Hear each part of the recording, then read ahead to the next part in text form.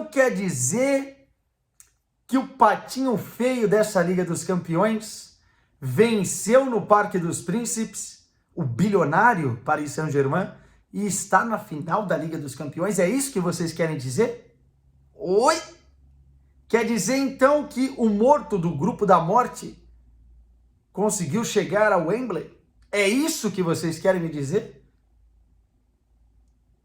Quer dizer então que o quinto colocado da Farmers League, Liga dos Fazendeiros, está na final da Champions dessa temporada? É isso? Vou ter que ir lá conferir.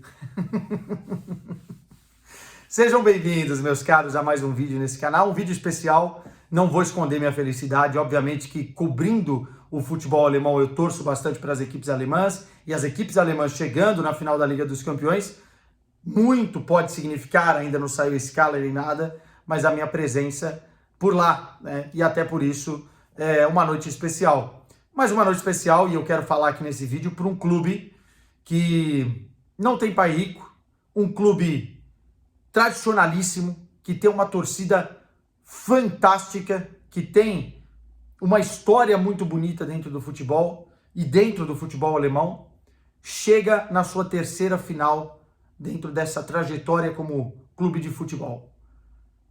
Foi campeão em 97, perdeu de forma dolorida, talvez a maior derrota do clube em 2013 contra o Bayern de Munique, o Der Klassiker na final, e agora volta ao Wembley, 11 anos depois, para tentar acertar alguns assuntos inacabados.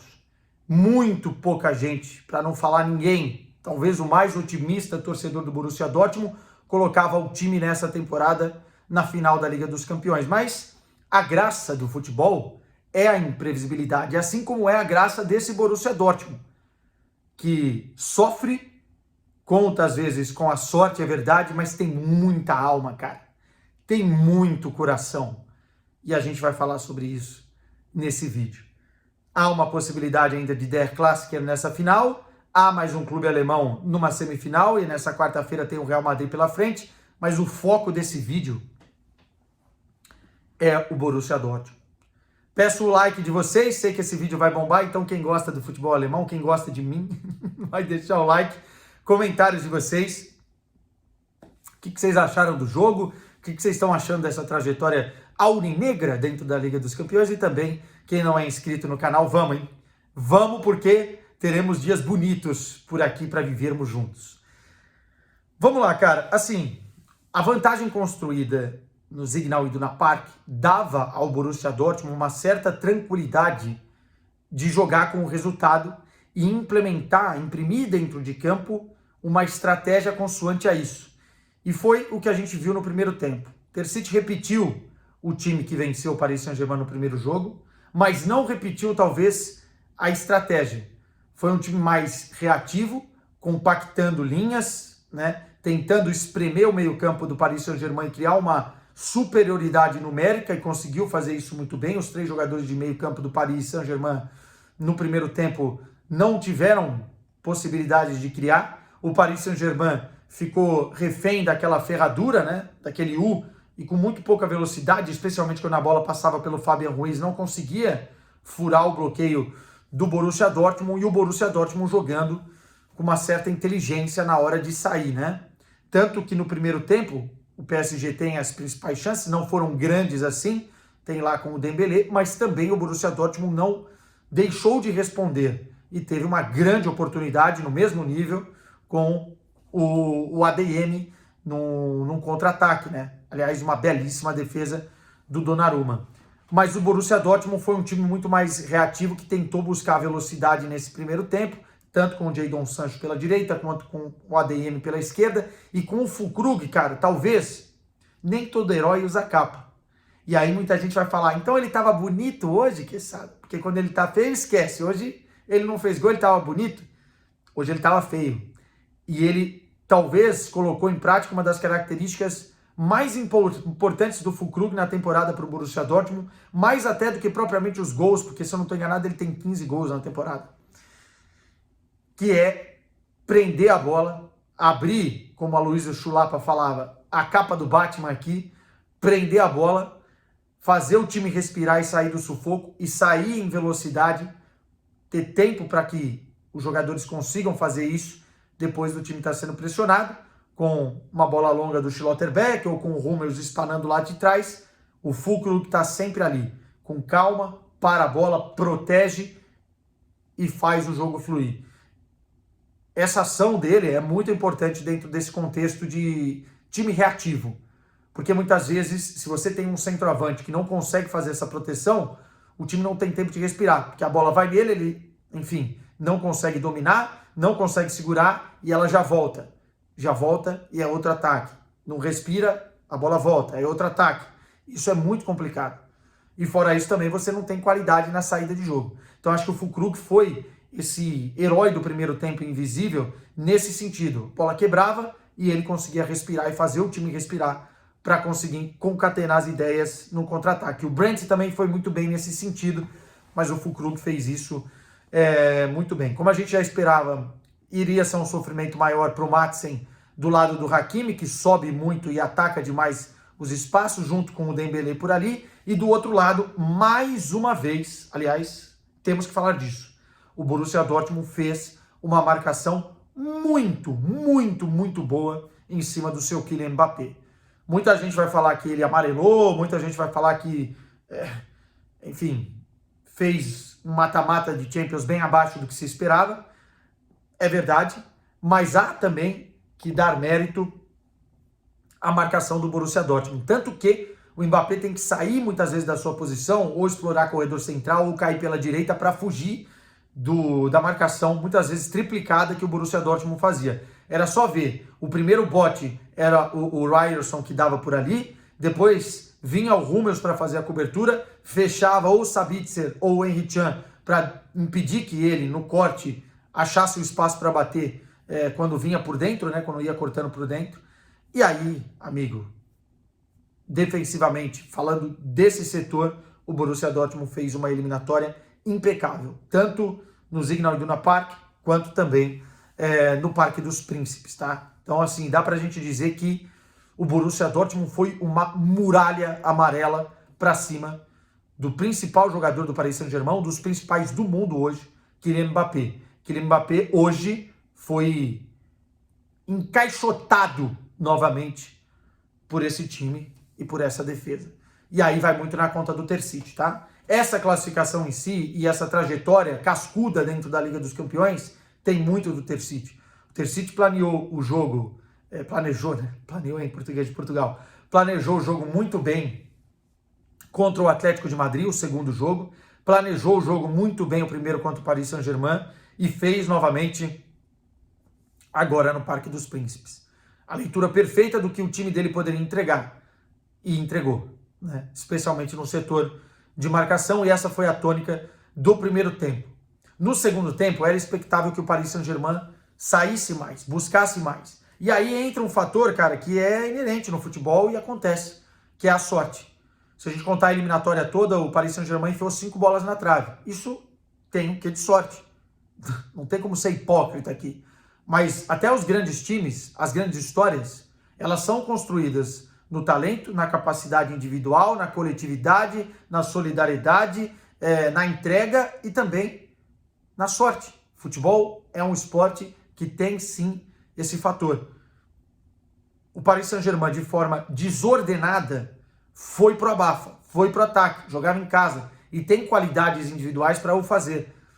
E aí a trave, mais uma vez, foi a grande amiga do Kobel, que também fez algumas defesas muito, muito importantes. Esse excelente goleiro do Borussia Dortmund. Elogiar toda a linha defensiva do Dortmund, tá? Não tem que ficar com meias palavras aqui, mas espaços aconteceram. Só que o Paris Saint-Germain, de uma forma meio desordenada, não conseguiu aproveitar e, às vezes, quando conseguiu, encontrou o Kobel ou a trave no caminho. E aí, cara, num escanteio muito bem batido pelo Brandt, uma das histórias mais bonitas desse Borussia Dortmund, subiu lá no 5º andar e cabeceou para fazer 1-0. Mats Hummels. Precisamos falar de Mats Hummels. Mats Hummels, quando está gato, esquece. Quando o Mats Hummels está gato, esquece. E olha que o homem é bonito, hein? Coloquei no Twitter, a galera curtiu mais um bordão aí para este Borussia. Cara, a história do Mats Hummels é muito interessante e emblemática, né? Ele estava na final de 2013, quando o Borussia Dortmund perde para o Bayern de Munique. Ele troca o Borussia pelo Bayern, que cai como uma bomba no coração dos torcedores aurinegros. Os torcedores o perdoam, ele retorna para o Borussia Dortmund e agora é talvez, nessa temporada, um dos melhores zagueiros do mundo. Quando ele tá bem, quando ele tá gato, é muito difícil ultrapassar Mats Hummels. Ele faz um corte no primeiro tempo, que a bola ia no pé do Mbappé dentro da pequena área para ele fazer o gol. Impressionante, impressionante. E faz um gol que coloca o time em vantagem, quando já tinha a vantagem de 1-0 conquistada no primeiro jogo. Ele foi eleito o melhor jogador do primeiro jogo e o melhor jogador do segundo jogo. Um jogador especialista em desarme, um jogador muito forte fisicamente, é um touro dentro da área, na bola aérea, quando ele tá bem fisicamente e quando ele tá gato. É pro zagueiro não, pro atacante esquecer. Definitivamente foi um dos grandes personagens, está sendo um dos grandes personagens do Dortmund nessa temporada. E aí o Dortmund com 1-0 no placar, soube sofrer em alguns momentos, contou com a sorte em outros momentos, tentou continuar agredindo, mas com menos eficiência nessa transição, até porque o jogo foi ficando mais longo, né? Mais longo para o Dortmund, mais curto para o PSG, então a ânsia do PSG fez com que o time tivesse que estar muito focado ali atrás e não subisse as linhas. O Terzic mexeu, fechou, colocou o Zulli, colocou, enfim, o Marco Reus ali também, que compactou mais o meio-campo e fez funções mais defensivas até propriamente do que ofensivas. E o jogo terminou. E aí, quando o árbitro apita, uma das cenas mais bonitas dessa Liga dos Campeões é protagonizada pelos jogadores do Dortmund, que correm para sua torcida, como se estivesse falando assim: me perdoem por tudo que aconteceu na temporada passada, e o torcedor do Dortmund sabe disso, porque as cicatrizes de perder a Bundesliga da forma que perdeu ainda seguem abertas. Me perdoem, mas nós estamos na final da Liga dos Campeões. E tem uma foto do Marco Reus dentro da torcida que expressa muito o que ele representa para esse clube e que o clube representa para ele. É um grande amor, uma grande história de amor, que para mim é a principal história dessa Liga dos Campeões, que pode terminar novamente em tragédia numa final, né? Se perder mais uma final, ele mesmo disse isso, seria uma grande merda, temos que vencer a final da Liga dos Campeões dessa vez, mas é uma história de amor. E como é bonito, né? No ano da despedida, depois de 12 anos do clube, uma final para Marco Reus. Há um pacto hoje dentro dos jogadores, há um pacto hoje dentro do clube de conseguir vencer essa final para Marco Reus. Número 11 do Dortmund, se ele vence essa Champions, poderia até ser aposentado. Aliás, mesmo sem vencer, poderia acontecer, porque ele tem uma representatividade muito grande. Ele é o torcedor dentro de campo. E essa conexão ficou clara hoje. Muito bonito ver Marco Reus novamente na final da Liga dos Campeões, né? Ele nunca ganhou um título expressivo com essa camisa, foi taça, a Copa da Alemanha, enfim, mas nunca venceu a Bundesliga, nunca venceu a Champions e agora tem a oportunidade de encerrar uma história tão bonita com chave de ouro. Marco Reus e o Borussia Dortmund, e o seu Borussia Dortmund está na final da Liga dos Campeões. E vai ser bonito ver essa torcida, né, que tanto fez e tanto faz para ser uma das melhores do mundo, se não a melhor, pelo menos tem gente que acha isso, novamente em Wembley, né, dividindo lá com a torcida rival e certamente fazendo a sua muralha dentro da capital da Inglaterra. Meus caros, foi bonito de assistir. Teve outros jogadores que individualmente eu podia destacar aqui, mas eu acho que já falei muito sobre o Jadon Sancho no vídeo anterior, jogou muito bem novamente. O próprio Sabitzer e o Henry Can no meio campo. Enfim, um time que foi muito solidário, consegue essa classificação. Agora é esperar essa quarta-feira para ver se a gente tem um Der Klassiker na final, o que seria muito importante para o futebol alemão. Mas no meio do caminho tem um Real Madrid. Tem um Real Madrid no meio do caminho. Fortes emoções nos esperam. Beijo para vocês. Oi!